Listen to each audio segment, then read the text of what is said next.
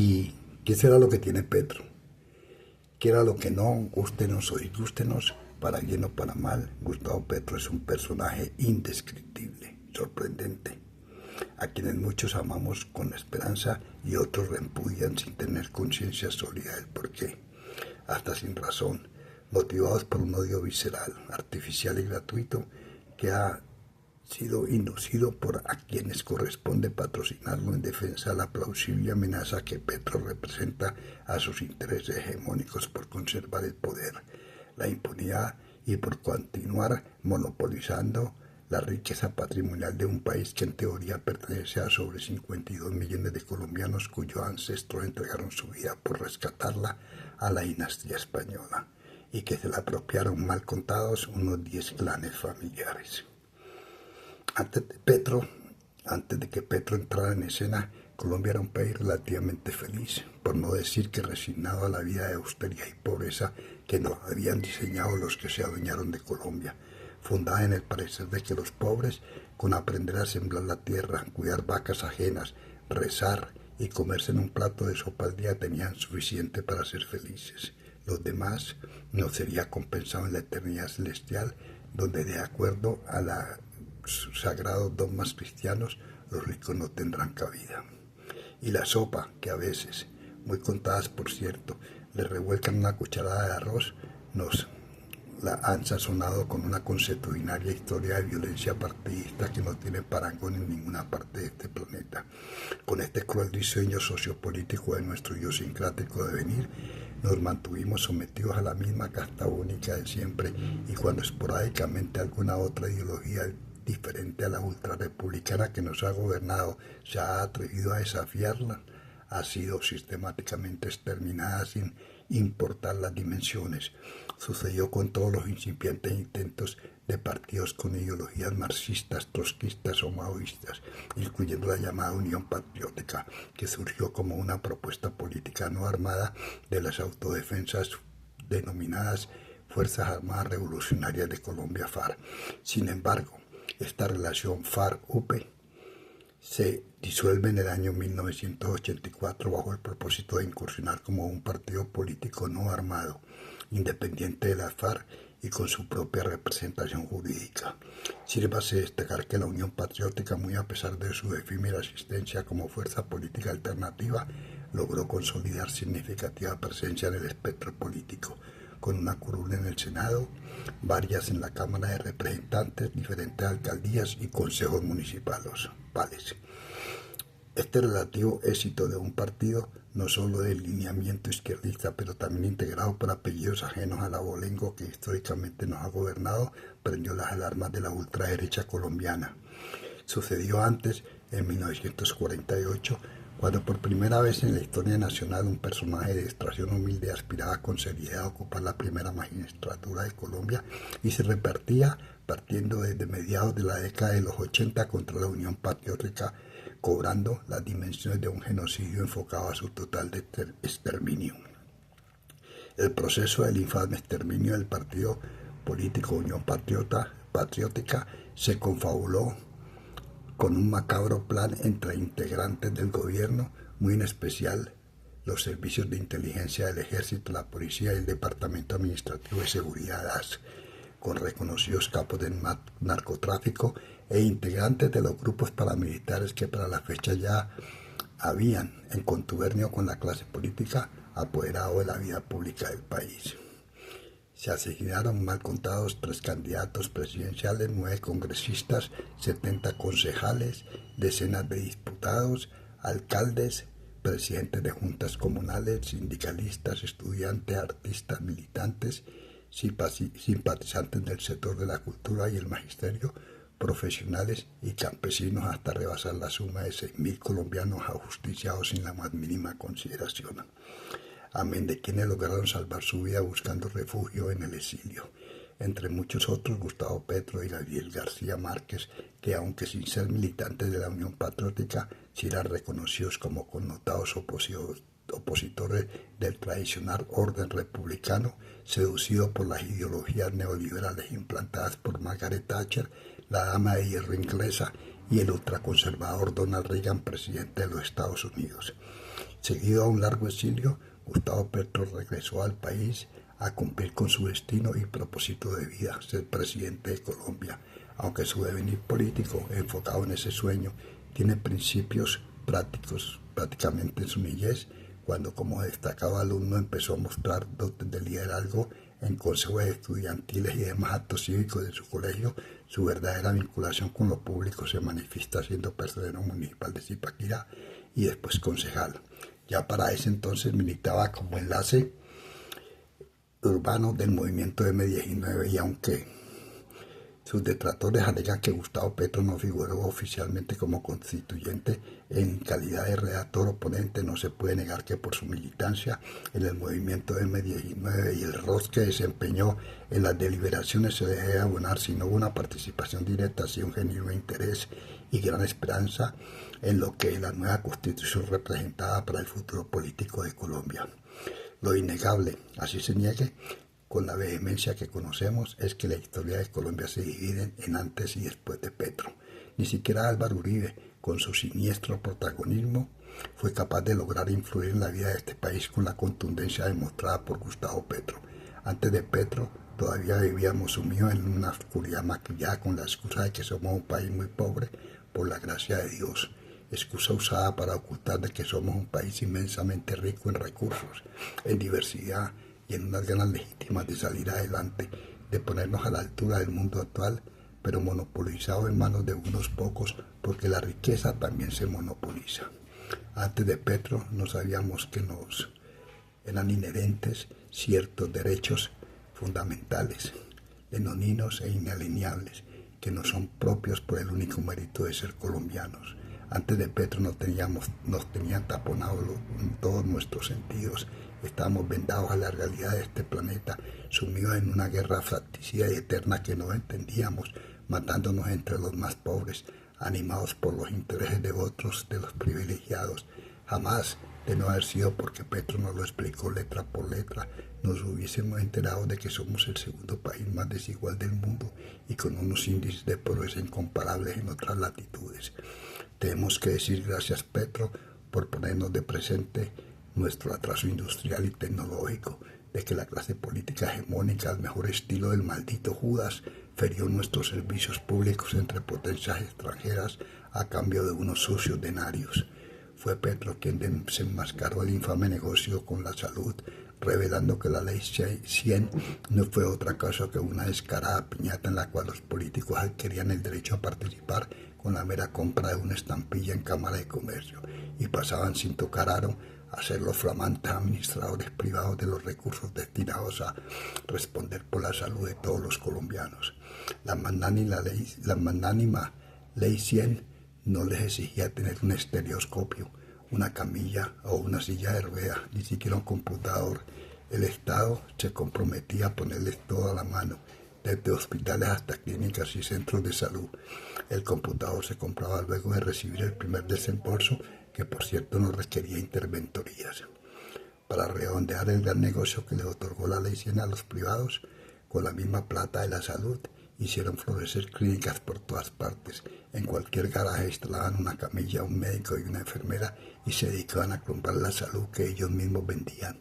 Los clubes de golf, las canchas de tenis, aviones privados, edificios, universidades, fincas ganaderas, salarios de 6 y 7 millones de pesos diarios y la vida de jeques árabes vino poco después.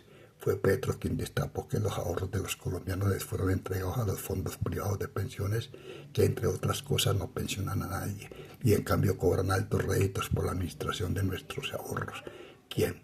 Que bien escrito no quiere decir administración sino guardar, que tampoco quiere decir guardar sino invertirlos comprando bonos del Estado, invirtiendo en la construcción de carreteras 5G, en puentes que se caen solos o engordando sus cuentas en paraísos fiscales.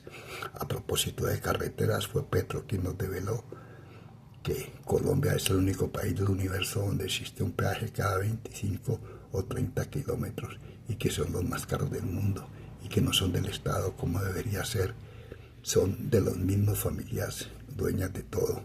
Fue Uribe el que descubrió que a los colombianos nos mata la pereza y por eso nos quitó el derecho a las horas extras, la jornada nocturna, los dominicales y los bonos pensionales, la jornada 14, y Petro, quien después de una intensa lucha contra el Senado de la República e incluso contra la Corte Constitucional, logró rescatar esos derechos, herencia de una heroica lucha sindical que le tomó a este país un poco más de un siglo en huelgas, angustias, persecuciones y muertes, que Uribe nos lo arrebató con una firma. Fue Petro el que nos informó que la gasolina y el diésel lo tenían subsidiado con los dineros que debían ser destinados a los programas sociales, a la educación y el desarrollo del campo. Irrita a los privilegiados que Petro se haya convertido en el adalid de la reforma agraria que pedía a gritos este país, un poco más de 1 millón de tareas entregadas a los colombianos más vulnerables y una titulación legal cercana a los 3 millones de hectáreas. Y podríamos seguir eternamente con Petro porque nunca nadie antes había logrado polarizar un país con la intensidad que lo ha hecho Petro. Colombia vive el momento político más estúpido y atípico de su historia, la proposición de la autoproclamada ultraderecha, que no es otra cosa que la privatización de todo en favor de unos pocos, enfrentada a lo que determinan la izquierda por querer ser un Estado sólido, incluyente, una patria de todos los colombianos con derechos de hecho, no letra muerta, una nación con sentido de pertenencia y amor por la tierra, por sus coterráneos, no por intereses que hoy son hambre y mañana mierda. Somos izquierda porque pensamos en un futuro compartido sin egoísmos. Pero otra vez Petro dejó la derecha sin discurso. Los más osados se atreven tímidamente a interponer que no todo fue malo, que se puede enmendar algo rescatable, pero resulta que nada fue malo. Los programas y los proyectos tal como se propusieron y se le vendían al colombiano del común en elecciones, al pueblo raso, todos eran buenos. Lo malo fue la corrupción, la costumbre endémica de la clase política colombiana que no se conforma con, tal vez como sucede en otros países, de robarse en una parte. En Colombia, con un desprecio y un descaro inaudito, se lo roban todo. Por eso cada día los ricos son más ricos y los pobres, los menos avisados, son más pobres. Y por eso la desigualdad que nos coloca de segundos en el mundo. Entonces, como Petro se atrevió a denunciarlo, eligió ponerse de sapo en lugar de unirse al combo, se convirtió en objetivo. Y por eso la campaña de la ultracorrupción no tiene proposiciones, ni siquiera una idea o un proyecto. El único objetivo es sacar a Petro, callar a Petro, sacarlo de la presidencia. Por eso, esa oposición tan vergonzosa, que no es ni siquiera oposición, es un descarado sabotaje a todo lo que sea y presente Petro. Todas las reformas propuestas por Petro han tenido una oposición sistemática sin siquiera leerse. Se les derrota rompiendo el quórum o corrompiendo la Corte Constitucional. Sin embargo, a pesar de que se quiera negar, que se quiera ocultar y contra todo pronóstico, Petro ha logrado hacer el mejor gobierno de la historia de este país, inclusive sin haber podido pasar las reformas planeadas. Ha bajado la inflación desde un 14% a 1.5%, a pesar de tener en contra el Banco de la República, que se ha negado a bajar las tasas de interés.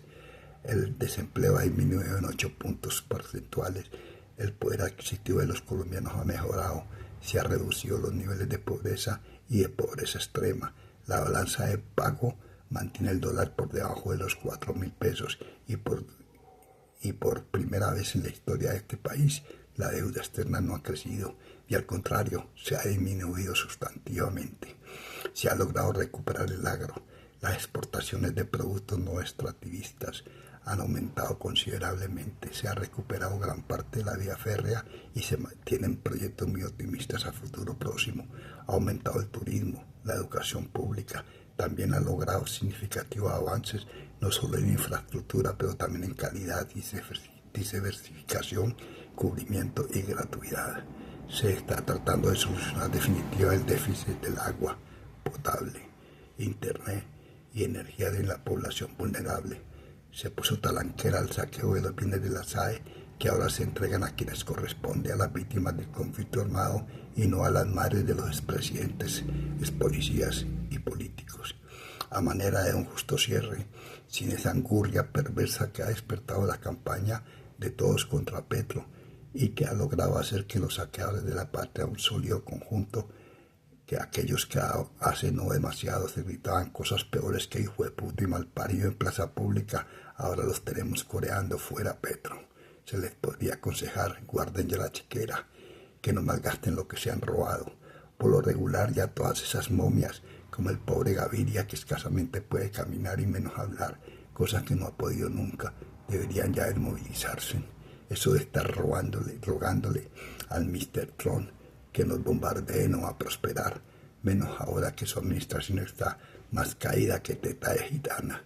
Ya les ayudó bastante con la injusta desertificación de Colombia y la más injusta todavía inclusión del presidente Petro en la lista Clinton. Hasta la llamada oposición colombiana, si todavía le queda un poco de dignidad, está obligada a reconocer que Petro no es ningún narcotraficante y mucho menos jefe de ningún cartel. Y quien debería estar en esa lista se llama Álvaro Uribe Vélez. De Petro pueden decir todo lo que se quiera, que es ojibrotado, que se implantó pelo, que es retrechero, que es ególatra prepotente, que está equivocado, que no les sirven sus reformas, que tiene chucha, que es drogadito y borrachín, que no se lava el culo, pero nadie puede decir que le ha robado un peso al erario público porque no es verdad y ni siquiera tiene investigaciones o sentencias en contra. Los escándalos que se le atribuyen a Petro pueden contarse con los dedos de una sola mano. Primero, el asunto de los carros de basura cuando fue alcalde de Bogotá, aclarado en su totalidad, y la acusación no fue por robo sino por negligencia. Después la violación de los topes de campaña, que no menciona robo ni lavado, como si sucedió en todas las campañas anteriores y no pasó nada. El episodio de las bolsas de basura, que no pierden oportunidad de aludir, fue una contribución por 20 millones de pesos de parte de la suegra de Paloma Valencia a la campaña y que fue aclarado en su totalidad por la Corte Suprema de Justicia. El asunto de Nicolás Petro, una persona adulta, representante de la Cámara profesional, dueño de su propio albedrío, es a quien corresponde responder por lo que hizo y debe prescindirse del esfuerzo por vincular al presidente como lo hizo el propio Nicolás y su esposa. Con respecto a los carrotanques de la UNGRED, Petro mismo lo denunció y los culpables, a pesar de ser parte del gobierno, son parte de un cuerpo autónomo que maneja un presupuesto a su albedrío de acuerdo a las necesidades que se presenten.